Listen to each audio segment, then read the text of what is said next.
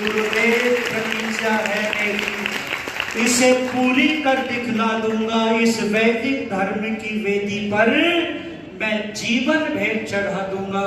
जब कार्य क्षेत्र में उतरे हैं, जब वेद का प्रचार करने के लिए उतरे हैं, हरिद्वार में जाकर के जब पाखंड खंडनी पताका गड़ाई है, लहराई है, उनके वचनों को सुनकर के अनेक लोग उनके अनुयायी बन गए थे। एक व्यक्ति अपने मित्र से जाकर के कहता है, आज तो हरिद्वार के अंदर ऐसा लगता है जैसे किसी ने गंगा उलट दी है, गंगा उलट दी है। वो गंगा कौन सी थी जिसकी चर्चा आदरणीय प्रोफेसर डॉक्टर ओम प्रकाश कुमार जी कर रहे थे कि ज्ञान की गंगा ऐसे प्रवाहित की थी कि लोग उस ज्ञान की गंगा में डुबकी लगा करके अपने आप को गदगद कर रहे थे, गदगद कर रहे थे। ऋषि दयानंद जी महाराज की कीर्ति चहु और ही चहु दिशा में फैल चुकी थी।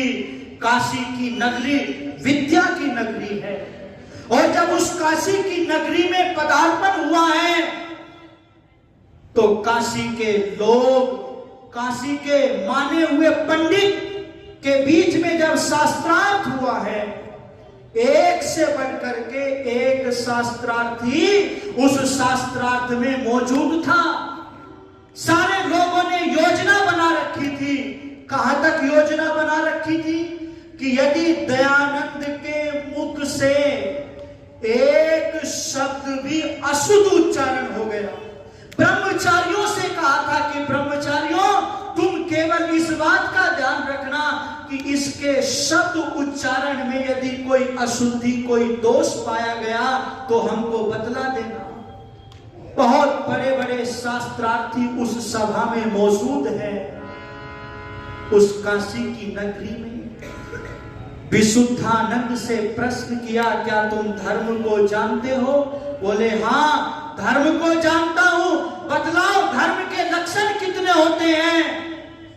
विशुद्धानंद के पास में धर्म के 10 लक्षण बताने तक का साहस नहीं था, जान नहीं था। बाल शास्त्री बोल उठा कि धर्म की चर्चा हमसे करिएगा, हम धर्म को जानते हैं, हमसे पूछो धर्म किसको कहते हैं, हम बताएंगे धर्म किसको कहते हैं।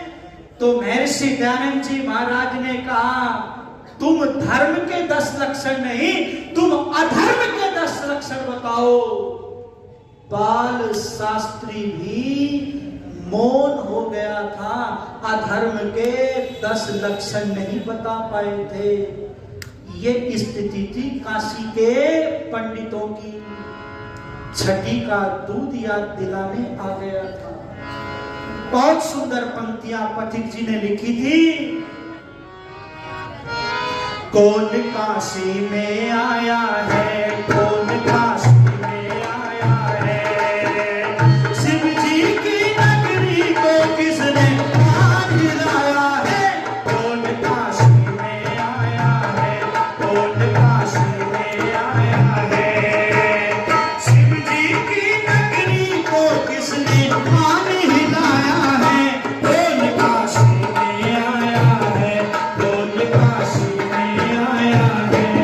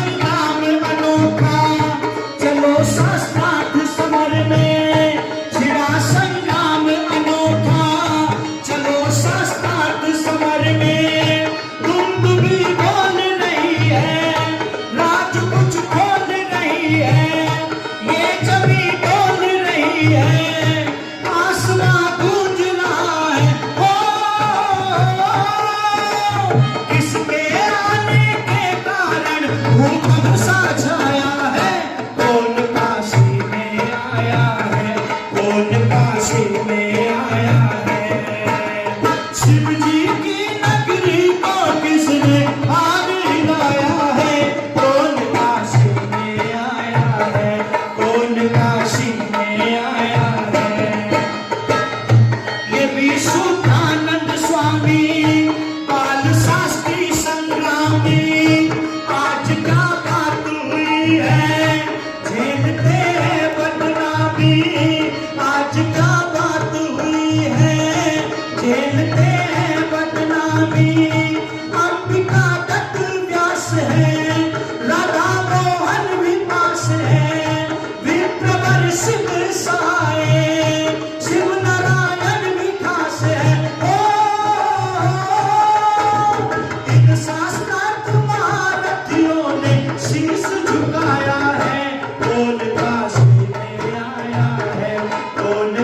काशी में आया है।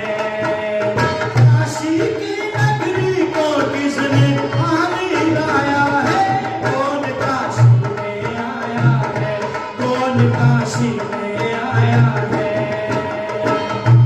एक अंधी सन्यासी बात कर गया जरासी। एक अंधी सन्यासी बात कर गया जरासी। नाम सुनते ही छाई सबके चेहरे पे उदासी। विरजनंद का ये चेला, ये दयानंद अलबेला। विरजनंद का ये चेला, ये दयानंद अलबेला। पवन सुत बन कर लंका भस्म कर गया अकेला।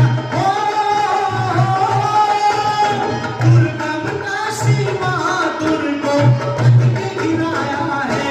कौन काशी में आया है? कौन काशी में आया है? शिव जी की नगरी को किसने पानी लाया है? कौन काशी में आया है? कौन काशी में आया है? कौन काशी में आया है? कौन काशी में आया है? कौन काशी में आया है?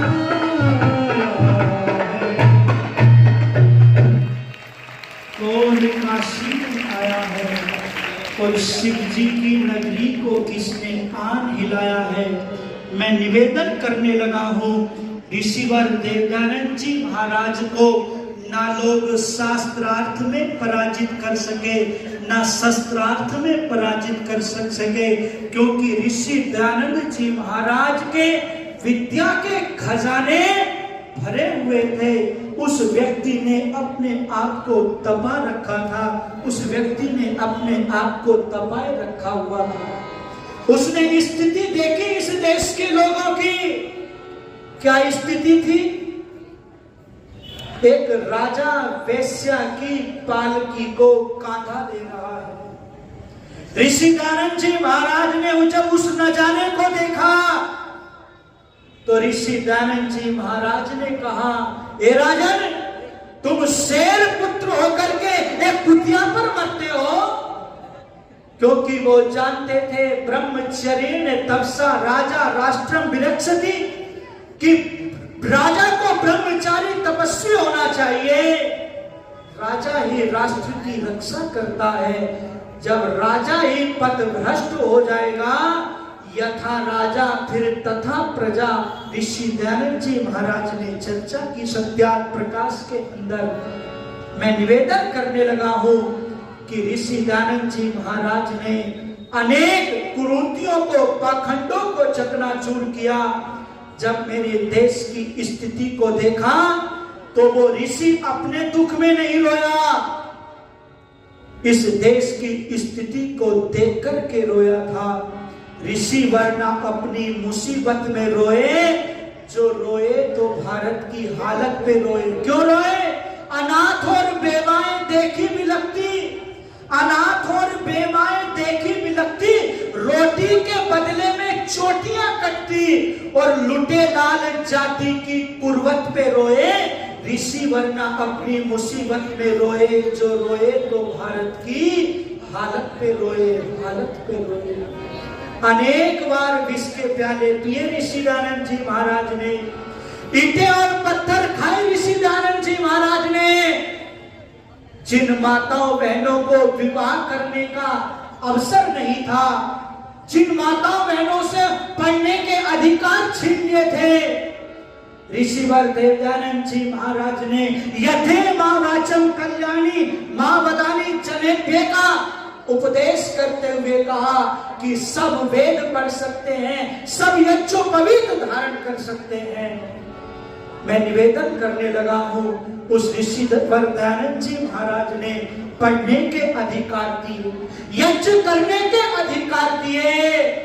और सबसे बड़ी बात यह थी कि ये जो देश पराधीन था, इस देश के अंदर जब विदेशी शासन था, तो उस ऋषिवर दयानंद जी महाराज ने सर्वप्रथम स्वराज्य के सपने दिखाए, सर्वप्रथम चिंगारी उस ऋषि दयानंद जी महाराज ने सुलगाई थी। उस ऋषि दयानंद जी महाराज के सानिध्य को प्राप्त करके, उसके प्रवचनों को सुन करके, उसके सुदर्शन चक्रधारी सत्याग्रह प्रकाश को पढ़ करके नौजवानों की जीवन की धाराएं बदल गई थी, धाराएं बदल गई थी। कैसे मिली ये आजादी? आओ जरा एक दृष्टि इधर भी डालें कि इस आजादी को प्राप्त करने के लिए बहुत बड़ी कीमत और बहुत बड़े बड़े बलिदान इस देश के लोगों ने दिए हैं। और उन